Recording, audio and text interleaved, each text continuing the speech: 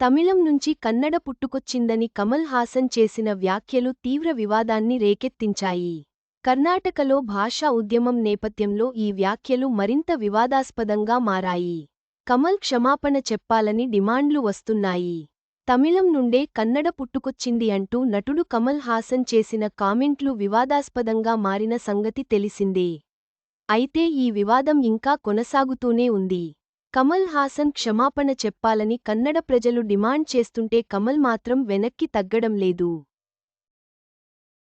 కమల్ హాసన్ క్షమాపణలు చెప్పకపోతే tug life సినిమా విడుదలను అడ్డుకుంటామని Karnataka film chamber of commerce ప్రకటించడంతో ఈ విషయానికి మరింత హాట్ టాపిక్గా మారింది. దీనిపై మరోసారి కమల్ స్పందించారు. తాను ఏదైనా విషయంలో తప్పు చేస్తే ఖచ్చితంగా క్షమాపణ చెబుతానని అన్నారు. తప్పు చేయనప్పుడు క్షమాపణ చెప్పను అని ఇది తన పద్ధతి అని స్పష్టం చేశారు. ఈ విషయంలో ప్రజలు అనవసరంగా జోక్యం చేసుకోవద్దని విజ్ఞప్తి చేశారు. ఇదిలా ఉంటే గత కొద్ది రోజులుగా కర్ణాటకలో భాషా ఉద్యమం జరుగుతున్నట్టు కనిపిస్తోంది.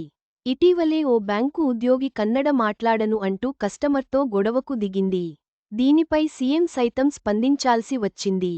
ఈ వివాదం ముగిసేలోపే కమల్ వివాదాస్పద వ్యాఖ్యలు చేయడంతో మరోసారి అగ్గిలో అజ్యం పోసినట్టయింది. కమల్ హాసన్ తన వ్యాఖ్యలను సమర్థించుకుంటూ క్షమాపణ చెప్పేది లేదని స్పష్టం చేశారు. ఈ వివాదం ఇంకా కొనసాగుతుందని భావిస్తున్నారు.